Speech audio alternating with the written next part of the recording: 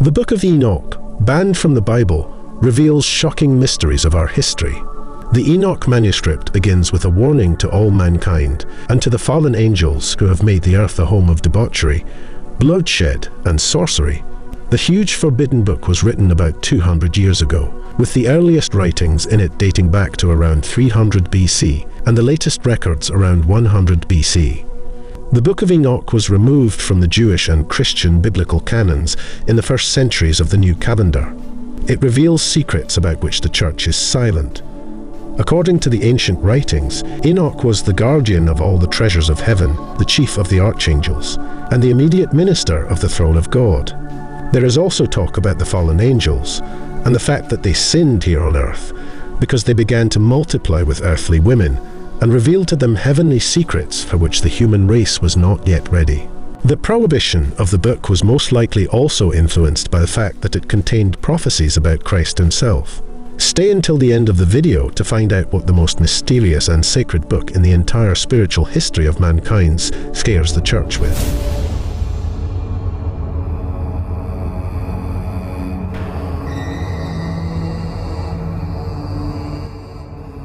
The Book of Enoch banned from the Bible reveals shocking secrets of humanity. Is it possible the Book of Enoch, as well as other related traditions, are simply retelling the older Sumerian story of the Anunnaki? Consider the agricultural revolution, which began around 10,000 BCE, during which time human beings transitioned from a lifestyle of hunting and gathering to one of agriculture and settlement. Did the Book of Enoch describe how the Watchers revealed the eternal secrets which were preserved for heaven, which men were striving to learn? Reading the story of Adam and Eve this way, it is easy to see the parallels between it and the Book of Enoch, and perhaps that is just the point. Perhaps the people who wrote the story of Adam and Eve were simply retelling the stories in the Book of Enoch in their own way, retelling the Sumerian story of the Anunnaki as so many across religions and cultures had before them. Inserting this crucial piece of human history allegorically into their own religious canon so that these ancient records could continue to exist. What is human history? Is it that which is understood through officially sanctioned history books, or is it something deeper, something more incredible if perhaps forgotten? Watch till the end. This shocking proof of evidence will make you question the true story of human history. You are watching Mystical.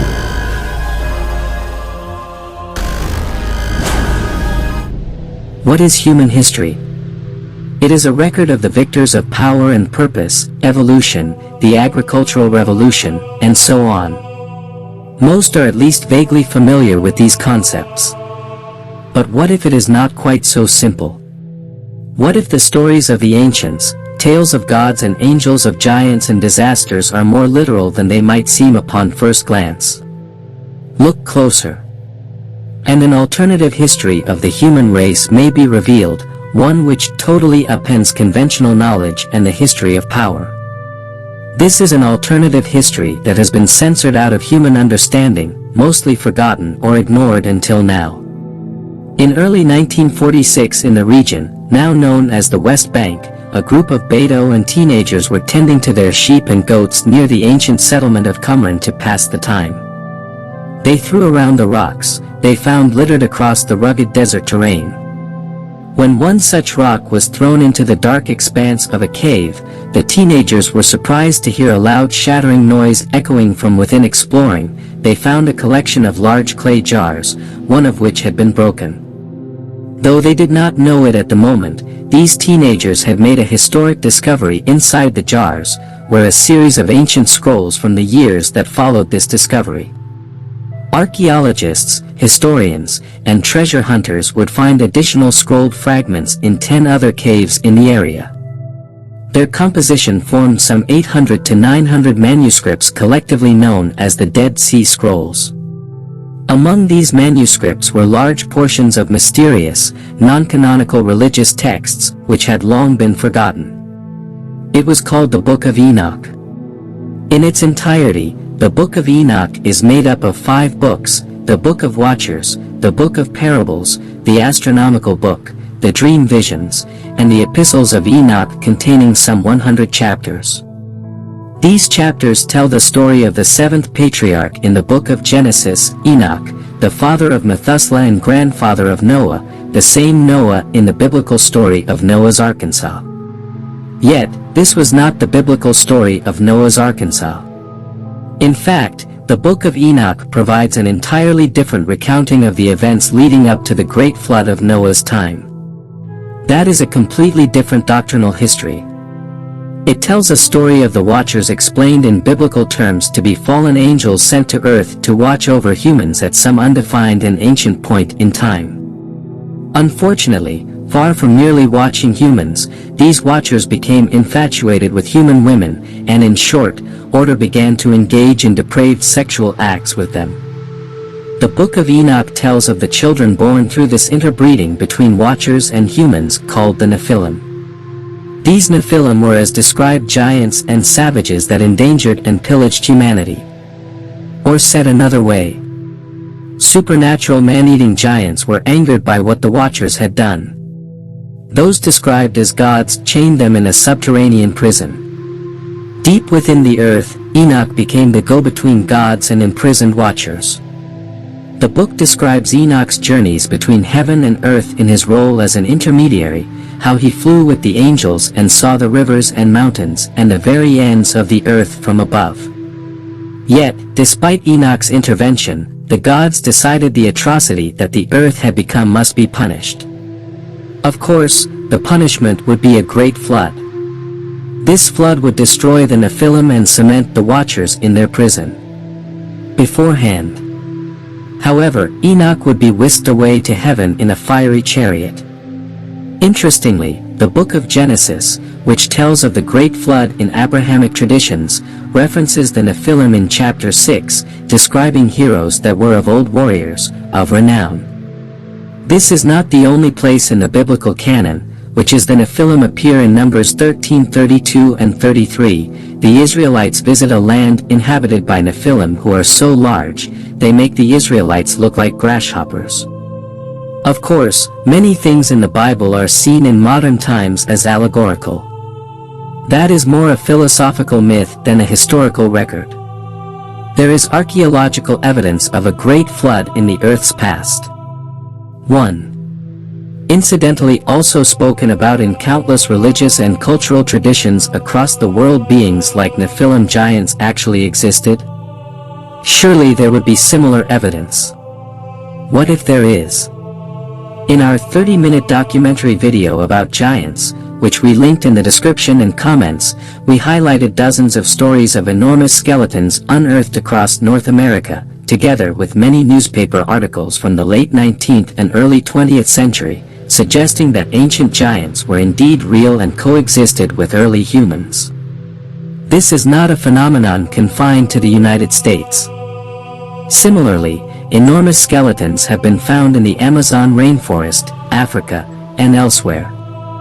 In fact, stories of giants permeate human history and tradition.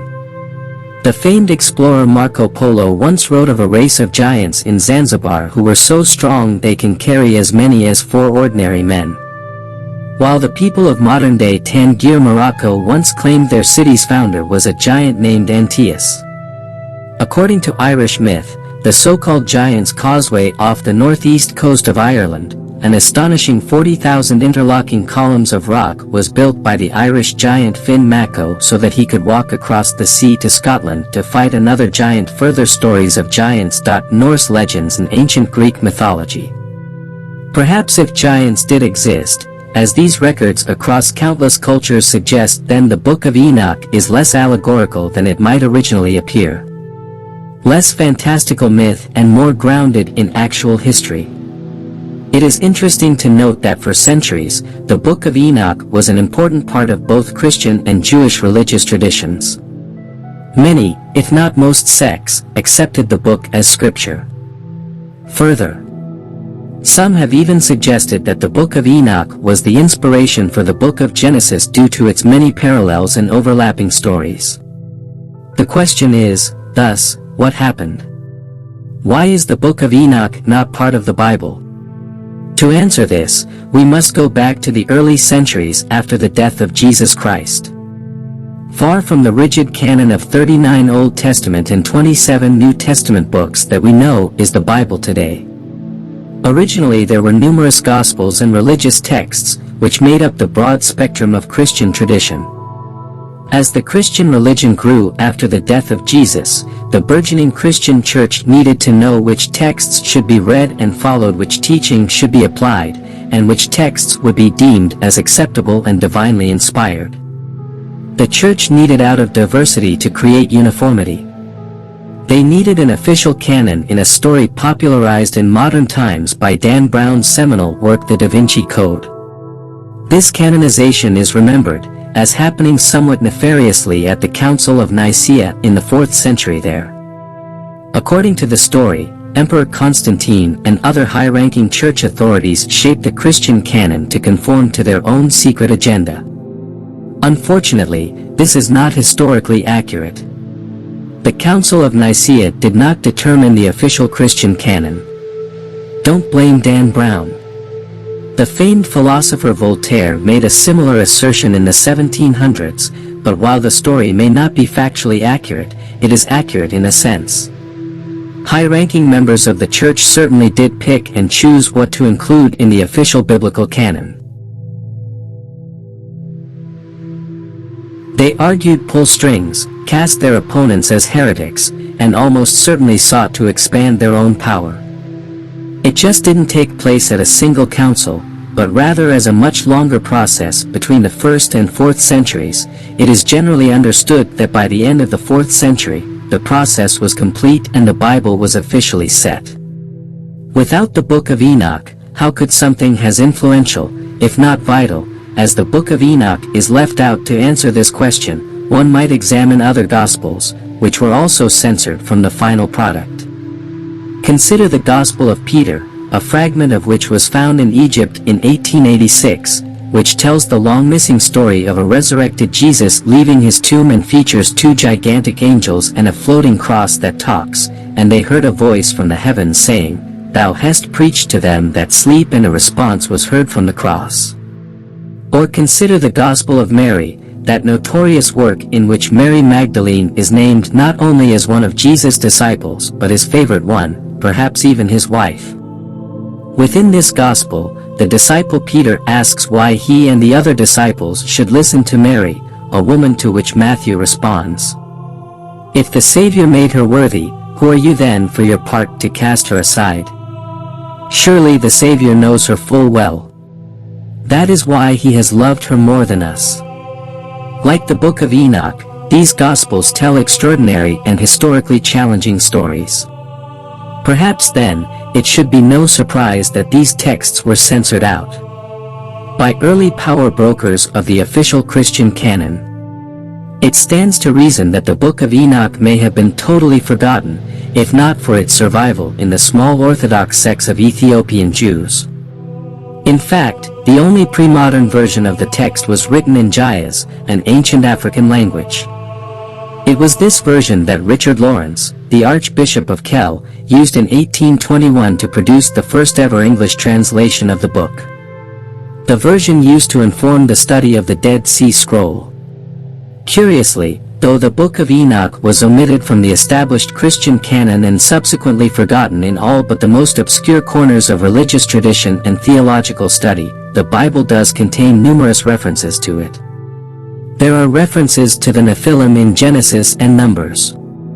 Genesis also contains an extensive recounting of Enoch's lineage.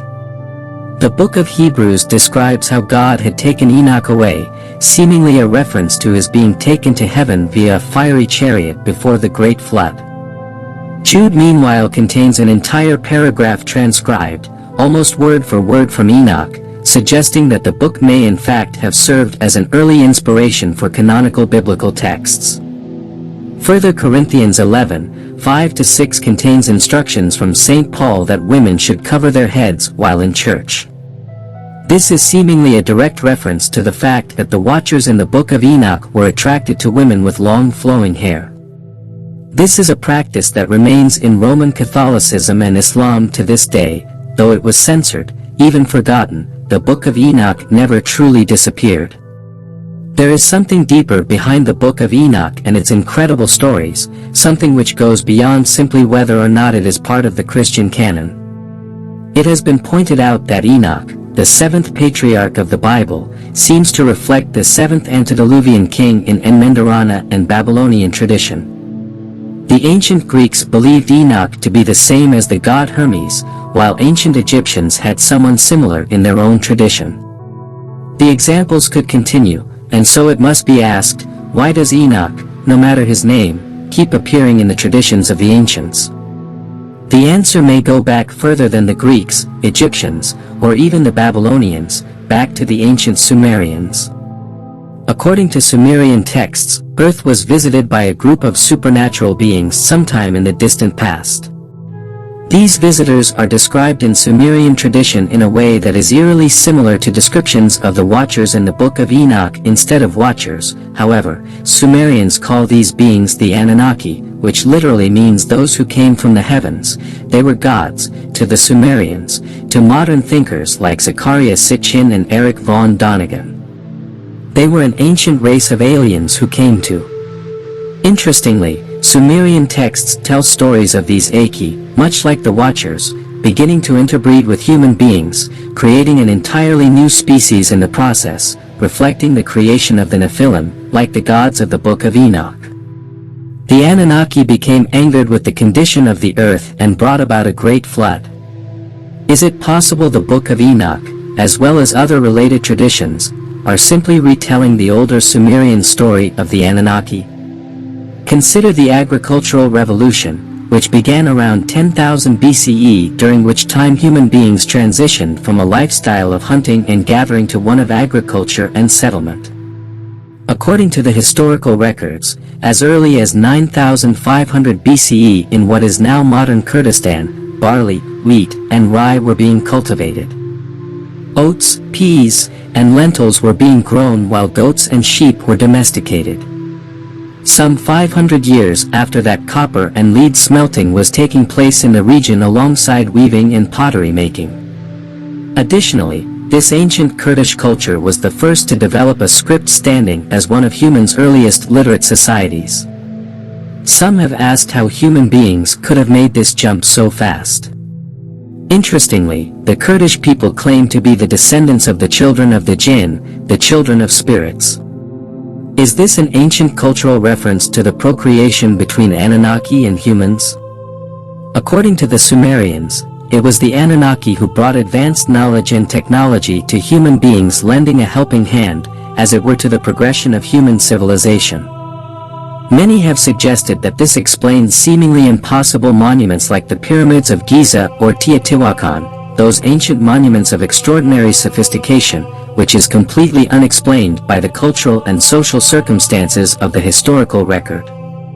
Perhaps this also explains how human beings were able to transition from nomadic hunter-gatherers to sophisticated civilizations in a historically insignificant amount of time. Incredibly, the Book of Enoch describes an almost identical process taking place with the Watchers, mirroring the Anunnaki and providing humans with advanced knowledge and technology. They teach humans metallurgy and mining, science and medicine, how to read and write, and how to read the stars. They teach humans to wear cosmetics and make jewelry and reveal the secrets of the art of war.